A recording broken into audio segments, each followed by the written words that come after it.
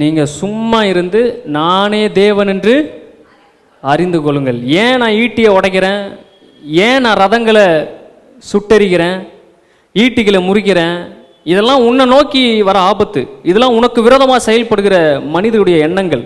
ஒரு பூமியின் கடைமுனை மட்டும் யுத்தங்களை ஓய்வு பண்ணுகிறார். நம்ம என்ன நினைக்கிறோம், இந்த பக்கத்து வீட்டுக்காரனால் தான் எனக்கு பிரச்சனை, என் மாமியார் தான் எனக்கு பிரச்சனை, என் மருமக தான் எனக்கு பிரச்சனை, அவங்க மாத்திரம் இல்லைன்னா என் வாழ்க்கை கொஞ்சம் இளைப்பாறுதலாக இருக்கும், நான் நிம்மதியாக பெருமூச்சு விடுவேன் அப்படின்னு நம்ம நினைக்கிறோம்.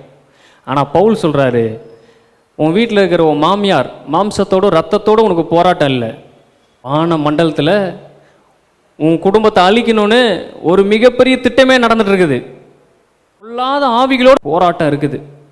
பூமியின் கடைமுனை மட்டும் யுத்தங்களை ஓய பண்ணுகிறார். அப்படின்னா எல்லா எல்லைகளிலும் நமக்கு விரோதமாக செயல்படுகிற எல்லா அசுத்த ஆவிகள், எல்லா தீய வல்லமைகள், உங்களுக்கு விரோதமாக அந்த சத்துரு பேசுகிற வார்த்தைகள்.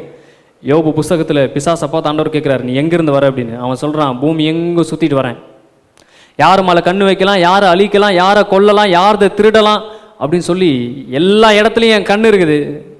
உங்களுக்கு விரோதமாக சத்துரு விடுகிற எல்லா வில்லையும் அவர் ஒடித்து போடுகிறார், எல்லா ஈட்டிகளையும் அவர் முறிக்கிறார், அவன் வேகமாக செயல்படக்கூடிய ரதங்களை எல்லாம் சுட்டெரிக்கிறார்.